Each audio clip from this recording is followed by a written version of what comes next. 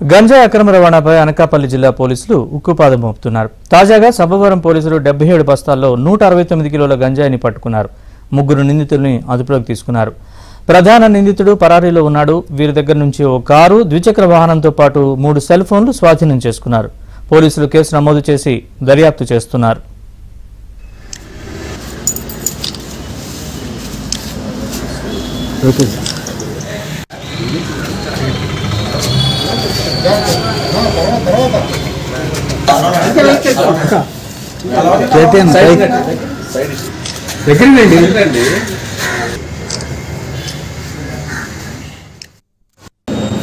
Sabbavaram CA గారు రమణ గారు, అదేవిధంగా సబ్బవరం పోలీస్ స్టేషన్ సిబ్బంది ఎస్ఐ సింహాచలం గారు, ఎస్ఐ అండ్ స్టాఫ్ అందరూ కూడా లా యూనివర్సిటీ గొట్టువాడి దగ్గర వెహికల్ చెకింగ్ చేస్తూ ఉంటే 2 వ్యక్తులు ఒక మోటార్ సైకిల్ మీద వస్తున్నారు పైలట్గా. వాళ్ళ వెనకాల ఒక కారు, బ్రీజా కారు ఒకటి వస్తుంది.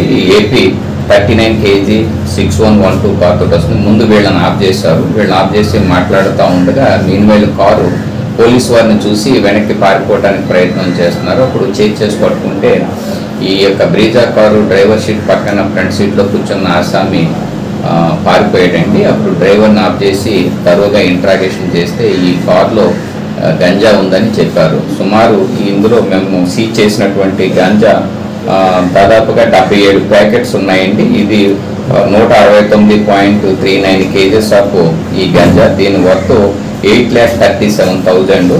అదేవిధంగా ఈ కారు విలువ, తర్వాత ఈ మోటార్ సైకిల్ విలువ అన్ని వాల్యూ చేస్తే 17,65,000 రూపాయలు వర్త్ చేసేటటువంటి ఈ గంజా రిలేటెడ్ ప్రాపర్టీని నిన్న సిఐ గారు, ఎస్ఐ గారు అండ్ సిబ్బంది అంతా కూడా సబ్బవరం సిబ్బంది అంతా చాలా చాకచక్యంగా పట్టుకోవడం జరిగింది.